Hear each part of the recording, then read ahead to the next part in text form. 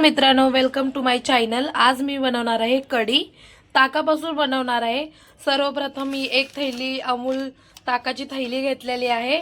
इथं मिरची आणि लसूणची पेस्ट केलेली आहे। शेंगदाण्याचं कूट घेतलंय भाजलेल्या, बारीक चिरलेली कोथिंबीर घेतली आहे आणि हे जे केलंय मी ह्याच्यामध्ये थोडंसं बेसन टाकलंय आणि बेसन मध्ये हळद मिक्स करून याची छोटी अशी मस्त पेस्ट करून घेतली आहे। या पेस्ट मध्ये ना ही ताकाची थैली टाकूया।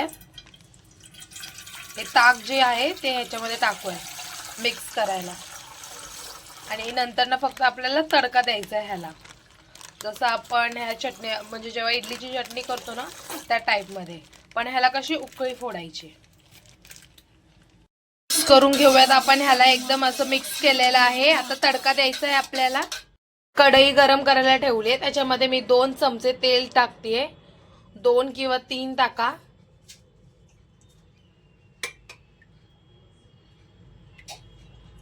तेल टाकलं। आता तेल थोडंसं गरम होऊ दे। फास्ट गॅस करा गरम होण्यासाठी। तेल तापलंय का बघा, हात ठेवून तापलंय। अजून थोडा वेळ थोडंसं तापू द्या। गरम झालेल्या तेलामध्ये आपल्याला जिरी मोहरी टाकायची आहे, तर छान अशी तडतडून द्यायची आहे। तडतडली आहे आपली जिरी मोहरी। आता त्याच्यामध्ये आपल्याला मिरचीची पेस्ट टाकायची आहे।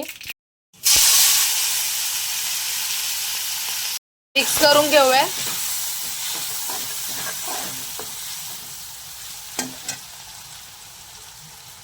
आणि आता आपण जे हे केलं होतं मिश्रण हे याच्यामध्ये टाकूया।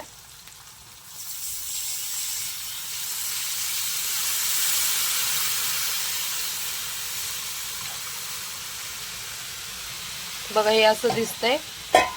ही कढी आहे ना एकदम कमी साहित्यामध्ये टेस्टी बनते। तुम्ही घरी एकदा नक्की ट्राय करा। आणि वरतून आपल्याला चवीनुसार मीठ टाकायचंय। मध्ये आपण टाकूयात हे शेंगदाण्याचं बारीक कुटलेलं कूट टाकूयात। बारीक केलेलं कूट टाकूयात। हे मिक्स करून घेऊया छान असं।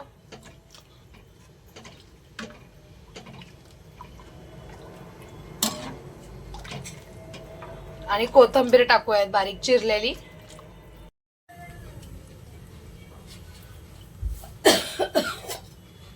मिक्स करून घेऊयात। आणि याच्यामध्ये आपण थोडेसे 2-3 दाणे साखरचे टाकूयात, कारण त्यांनी जरा टेस्ट वेगळीच येते। बघा मी एवढीच साखर घेतली, प्रॉपर 1 चमचा पण नाही घेतलाय। खाली आपल्याला टेस्ट साठी टाकायचे आणि चवीनुसार मीठ टाकून आपली कढी रेडी आहे। तुम्ही ही राईस सोबत देखील खाऊ शकतात किंवा चपाती सोबत किंवा भाकरी सोबत देखील, किंवा तुम्ही पिलात तरी पण चांगली आहे। खूप टेस्टी अशी होते आणि कमी साहित्यामध्ये होते। व्हिडिओ आवडला असेल तर व्हिडिओला लाईक करा, चॅनलला सबस्क्राईब करा आणि कसं वाटलंय कमेंट करा। नक्की घरी एकदा करून पहा। Thank you for watching. बाय।